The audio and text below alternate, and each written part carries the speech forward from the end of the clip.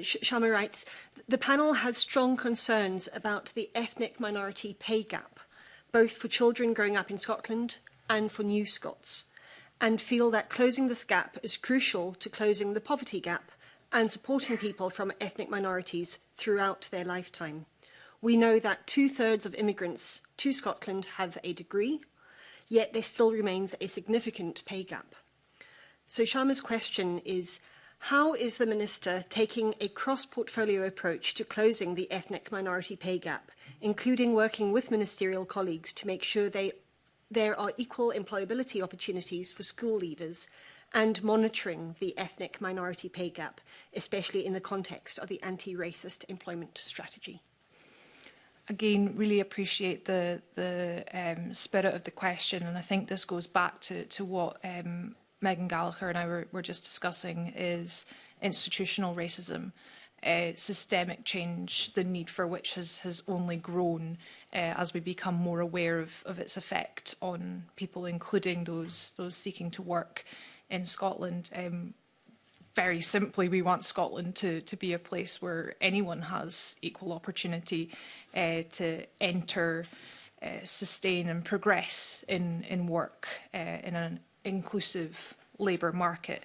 Going back to December 2022, when we published our new anti-racist employment strategy, that's also underpinned by a series of actions that we are undertaking in partnership with key stakeholders, including evaluation of the minority ethnic recruitment toolkit to ensure that it continues to support employers in their recruitment of people from racialised minority backgrounds, development of the next stage of our anti-racism workplace training framework, which will support public and private employers to assess their own training needs and provide learning pathways that will build the capability of employers to address racial inequality in their workplace, and guidance to show how employers have used positive action to address underrepresentation, retention and progression of staff within their workforce. Now, we'll continue to encourage and support public sector leadership to build that understanding of institutional racism and its impact, and to address the recommendations of this committee's inquiry into race equality, employment and skills. This has all, of course, been taken forward in the context of our new Fair Work Action Plan, which will meet our ambition of becoming a leading Fair Work nation by 2025. Thank you, Minister, for that response. There are quite a few bits and pieces in there, and actually in reference to one of your earlier answers about the Anti-Racism Observatory, I think there's a challenge that this committee has heard time and time again, year after year, that we don't necessarily have the right data, and we don't monitor effectively in terms of comparable data, either geographically or sectorally, or you know, any of the stratifications that we might need to. So, how, with the anti-racist employment strategy and the action plan that you've outlined, and I suppose it's linked into the Fair Work Action Plan, what are the relationships between those strategies and the Anti-Racist Observatory? Because there's no point in all of this good work going on if it doesn't join up, if it doesn't connect, and we don't actually see the impact of good work and where the gaps and where things are falling through the cracks. I think that's exactly the point. That's exactly what we're trying to do here.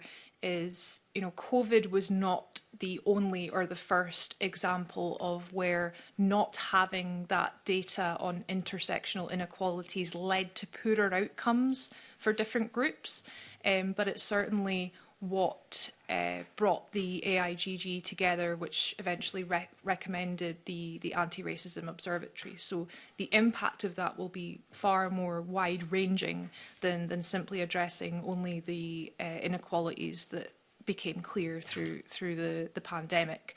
In terms of it connecting, I think it's important to note that the observatory is not, you know, the answer to racial inequality. It is part of the solution, and what it will allow us to do is to create stronger evidence-based policy, in terms of getting data, it's also not the only approach that we're taking, recognising that intersectional data requirement.